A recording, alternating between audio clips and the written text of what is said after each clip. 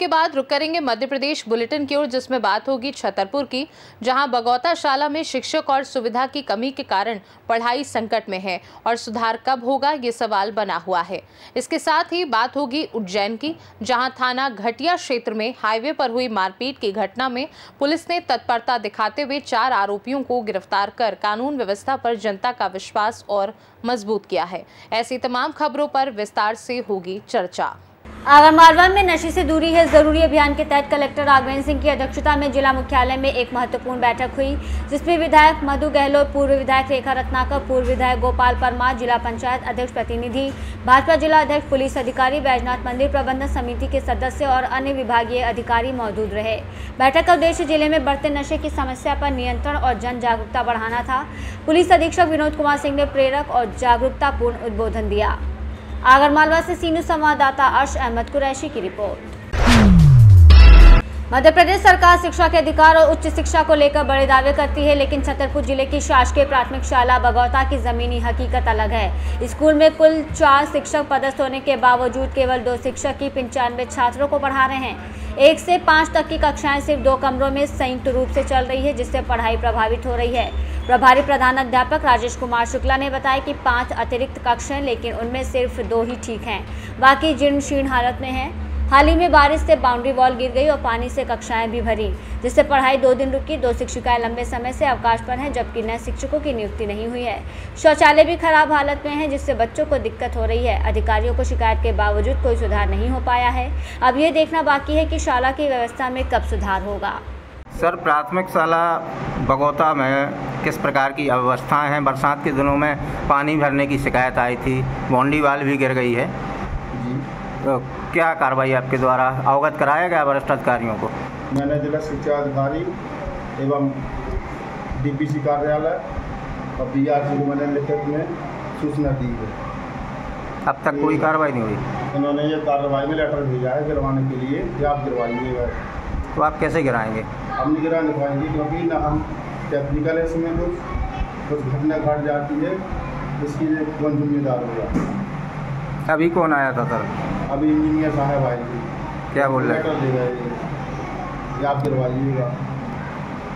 Boundary भी टूट चुकी है। बाउंड्री टूटने से कक्षाओं में पानी भरता है क्या?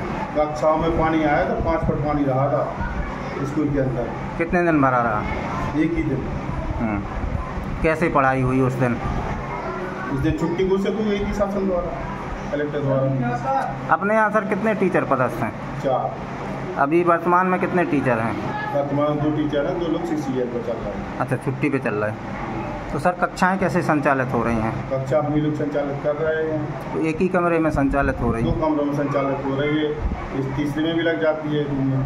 तो कैसे मैनेज करते हैं इतने बच्चों? मैनेज चलाते हैं जैसे हम लोग चला रहे हैं भाई, पढ़ाई बच्चों को करवाना है जी। बड़ी दिक्कत आती होगी? दिक्कत आती है, वो तो उसका हल है, वो पढ़ाई करवाएंगे जैसे बच्चों का।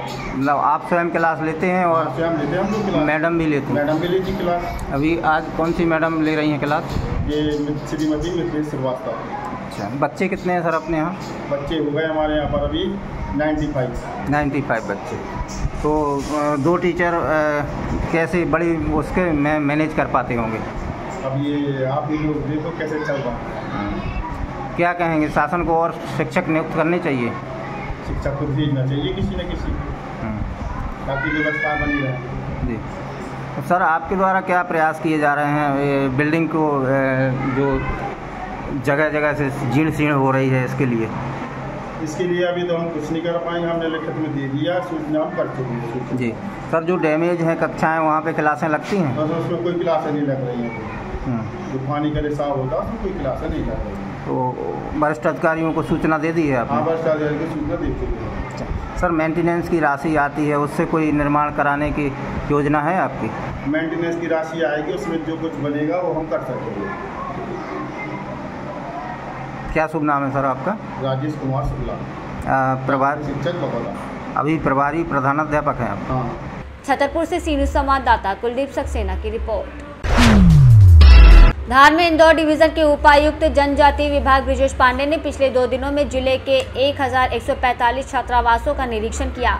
बालिका, बालक और सीनियर छात्रावासों का दौरा करते हुए उन्होंने जिन छात्रावासों की अच्छी स्थिति में पाया उनकी प्रशंसा की और जिन्हें सुधार की जरूरत थी उन्हें सुधारने के निर्देश दिए। निरीक्षण मुख्यमंत्री मोहन यादव, मंत्री विजय शाह के आदेशानुसार इंदौर कमिश्नर और तहसीलदार एसडीएम के समन्वय में किया जा रहा है। पांडे ने बताया कि सरकार सभी छात्रावासों में एसटी, एससी और ओबीसी छात्रों को समान सुविधाएं प्रदान करने के लिए प्रतिबद्ध है और समय समय पर निरीक्षण कर गुणवत्ता बनाए रखने पर जोर दे रही है। देखिए, एक तो ये जो निरीक्षण चल रहे हैं माननीय मुख्यमंत्री जी और हमारे विभागीय मंत्री जी के निर्देश पर कमिश्नर सर ने सभी वरिष्ठ अधिकारियों के ड्यूटी आर्डर्स निकाले हैं, जिसमें सभी एडीएम, सीओ जिला पंचायत, संभागीय अधिकारी और एसडीएम, तहसीलदार इत्यादि को छात्रावासों के निरीक्षण की जिम्मेदारी सौंपी है। और ये 21 तारीख से और 31 तारीख तक एक बृहद निरीक्षण अभियान संभागायुक्त महोदय ने प्रारंभ किया है। उसके हम लोगों ने फॉर्मेट बनाए और इस निरीक्षण का उद्देश्य बहुत सकारात्मक है कि हमारे जो छात्रावास आश्रम हैं, चाहे वो एससी, एसटी, ओबीसी के हैं या सर्व शिक्षा अभियान के हैं, उसमें जो हमारे बच्चे रहते हैं उनको सर्वश्रेष्ठ सुविधाएं मिलें, क्योंकि मध्य प्रदेश सरकार एससी, एसटी, ओबीसी के बच्चों को एक बहुत ही अच्छी सुविधा युक्त व्यवस्था देने के लिए और गुणवत्ता युक्त शिक्षा देने के लिए कटिबद्ध है। और इस दौरान संभाग के 1145 छात्रावासों का बृहद निरीक्षण चल रहा है और कल से मैंने इंदौर जिले के लगभग 15 से अधिक छात्रावासों का भ्रमण किया है।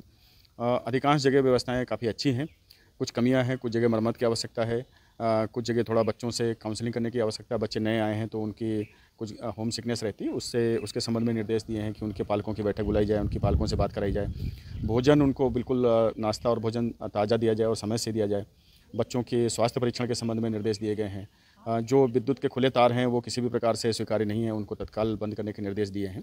और इसी प्रकार से बच्चों की काउंसलिंग के विशेष रूप से निर्देश दिए हैं, क्योंकि जब बच्चे घर से आते हैं तो थोड़ा सा होम सिकनेस की वजह से कई बार उनको घर की याद आती है, गुमसुम रहते हैं, तो ऐसे में उनसे बातचीत करना आवश्यक रहता है। धार से सीनियर संवाददाता प्रकाश जोशी की रिपोर्ट। पन्ना विकासखंड अंतर्गत जिला मुख्यालय से लगभग 10 किलोमीटर की दूरी पर स्थित ग्राम पंचायत मनकी के ग्राम अमजरिया के एक प्राचीन तालाब को पर्यटन विकास के दृष्टिगत संवारा जा रहा है। अमानगंज रोड पर गांव में मुख्य मार्ग के किनारे बोटिंग सुविधा इको पार्क विकसित करने का कार्य प्रगति पर है। 15 अगस्त तक इसका लोकार्पण प्रस्तावित है।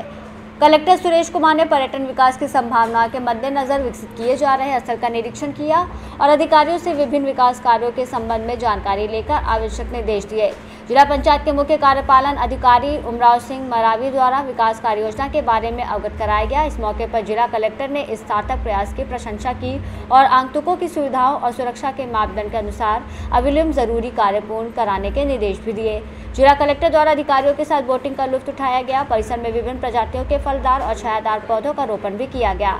कलेक्टर कुमार ने कहा कि यहाँ आगामी समय में चरणवार सभी पर्यटक सुविधाओं का विकास किया जाएगा। उन्होंने प्राचीन जल संरचना और कुओं को आकर्षक तरीके से तैयार करने और स्वयं सहायता समूह की महिलाओं द्वारा कैफेटेरिया और ग्राम पंचायत द्वारा पर्यटन सुविधाओं के संचालन की पहल की सराहना भी की। उन्होंने कहा कि पर्यटन के दृष्टिगत पन्ना जिले में अपार संभावनाएं हैं। आगामी दिवसों में वन विभाग से समन्वय कर ट्रैकिंग शुरू कराने का प्रयास भी होगा। इससे स्थानीय स्तर पर रोजगार के साथ आर्थिक गतिविधियों को भी बढ़ावा मिलेगा।